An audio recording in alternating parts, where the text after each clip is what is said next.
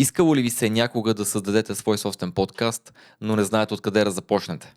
Или може би сте креатор, който иска да повиши нивото на услугата, която предлага? В това видео ще си говорим как да измислим идея, каква техника ни трябва, как да го обработим, къде да го позиционираме и плюс това ще ви дам някои бонус съвети, с които ще изпъкнете пред другите. Така че останете до края, за да ги получите. Голям процент от хората, които искат да започнат свой подкаст, се натъкват на един и същи проблем, а именно страха на новобранеца. Това е вътрешният ви глас, който ви казва защо няма да се справите, как никой няма да ви слуша, може би приятелите ще ви се подиграват, близките няма да ви подкрепят или най-често срещаното не сте достатъчно добър специалист в областта, за която искате да говорите. Но това е нормално. Всяко ново начало е трудно. А и често пъти хората, които казват на другите, че няма да успеят или може би не са достатъчно добри за това, което искат да правят, са именно хората, които не дръзват да последват своите мечти и прехвърлят страха си върху другите. Вашата задача е да намерите онова нещо, което ви пали. Това е нещо, което всяка вечер гледате преди да заспите и си представяте колко щеше да е яко, ако можехте и вие да го правите. Сега е момента да ви дам и първият бонус съвет. Как да разберете коя е вашата страст, за която можете смело да говорите във вашия подкаст? Много внимателно следете какъв тип съдържание ви препоръчват социалните мрежи. Без значение дали са спорт, коли, строителство, медицина или нещо съвсем различно, това е нещо, в което най-вероятно сте добри, защото вие на ежедневна база учите нови неща и подобрявате своите умения в областта. Най-вероятно следите тенденциите, запознати сте с конкуренцията и като цяло можете да отсявате качественото съдържание. Не е нужно да сте експерт с 20 години опит, 2 висши образования или магистърска степен. Нужно е да бъдете само една крачка пред вашата аудитория. По този начин ще помагате за тяхното развитие, а от друга страна ще бъдете полезни за себе си, защото постоянно ще учите нови неща и ще се информирате в тази област. В зависимост от концепцията или бюджета, подкаста ви може да бъде в аудио или в видео формат. Проучванията показват, че хората са склонни да гледат кофти картина с перфектно аудиокачество, но никой от тези хора не е склонен да гледа перфектно качество на картината с много кофти аудио. Точно за това е изключително важно правилно да подберете аудиотехниката, която ще използвате.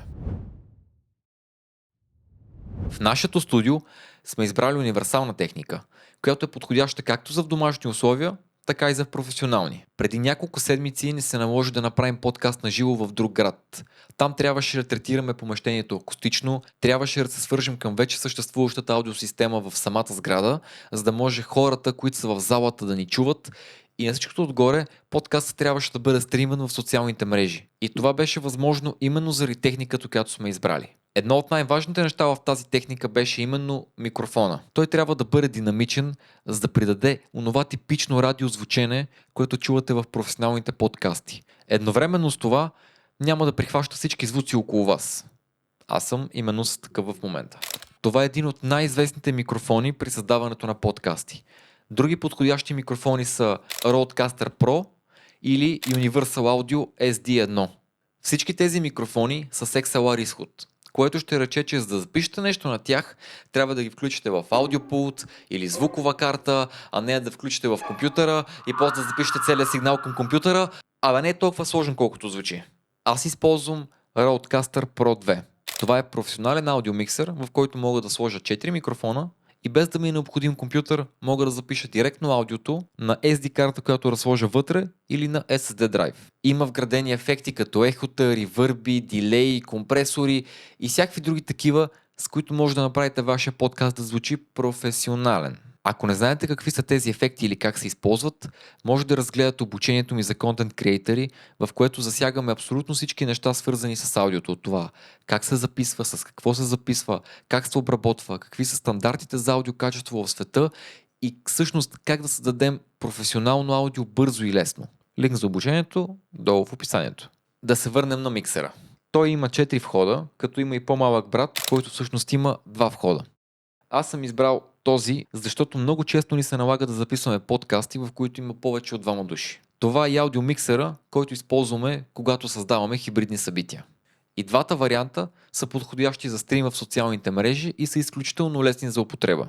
Като цяло вършат всичко вместо вас. Имате и втора опция в избора на микрофоните, а тя е именно USB микрофоните. Ако имате такъв, не е нужно да имате аудиомиксер или звукова карта, защото може директно да го включите във вашия компютър, да отворите програмата за звук и да запишете цялото аудио там без никаква допълнителна техника. Някои от микрофоните идват и с безплатни програми, чрез които може да записвате аудио. Така че това е още един бонус, който да вземете в предвид. Някои от най-добрите USB микрофони, които съм използвал, са PodMic USB, Rodex XCM50, Rodex XDM100. От линка в описанието може да разгледате всички динамични подкаст микрофони, USB микрофони, аудиопултове, звукови карти и всичко, което може да ви бъде необходимо за вашият подкаст от магазина на AudioWiz. Също така може да подкрепите канала, като пазарувате сайта на audiowiz.store с нашия промокод. Той ще ви даде допълнителни 3% отстъпка. Благодаря. Много хора залагат на скъпи камери, скъпо оборудване, скъпи микрофони, скъпа декорация, а забравят най-важното. И то е акустиката. За да избегнете кантенето, трябва да имате акустични елементи в стаята, които да поглъщат звука. Като килим. По този начин звука няма да се връща обратно в микрофона, ще вземете максимума от него, ще запишете с възможно най-доброто качество и ще бъдете една крачка пред останалите. Линк за различните видове акустични елементи може да намерите в описанието. Списъка за пазаруване обаче не свършва до тук. В него трябва да добавите стойки, които да държат микрофоните по време на вашият разговор.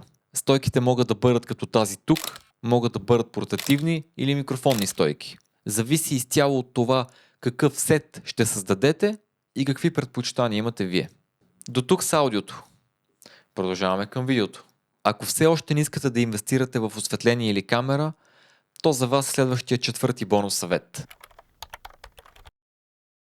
Разположете вашия подкаст сет срещу прозореца във вашия дом. По този начин ще използвате слънцето като основен източник на светлина. Може да купите трипод за своя телефон и да го сложите по средата между сета и прозореца, за да може той да служи като камера. Дали този метод ще сработи, зависи от местоположението на вашия дом. С какъв излет е той, по кое време денонощието е и колко е силна светлината. Като цяло, трябва да тествате, за да видите дали този метод би сработил за вас. В нашите студия използваме постоянно осветление с софтбокс и грид. По този начин създаваме концентрирана и мека светлина, която понякога украсяваме с цветни елементи, за да може да направим картината малко по-интересна.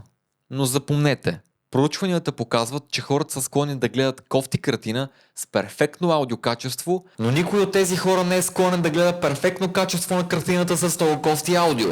И ако ви е интересно каква техника използваме в нашите студия или имате още въпроси относно това как да създадете перфектният кът за вашият подкаст, не се колебайте да пишете в коментарите. Ще се постараем да отговорим на всички. И след като вече сме създали подкаста, остана само да го обработим и да го качим в интернет. Аз лично обработвам цялото видеосъдържание с DaVinci. Това е професионален софтуер, който има и безплатна версия. Линк за нея ще намерите в описанието. За да завършите вашия подкаст, остана само да балансирате нивата на звука, да оправите леко картината, да запазите видеото и готово. Веднъж, щом е качено, може да го изпратите на приятел, да го качите на стори, да направите Instagram Reels, да направите YouTube Short, да направите TikTok или може да направите нищо, защото ние от Eccentric Studio може да се погрижим за всичко това. Само ни пишете. И се абонирайте за канала, естествено.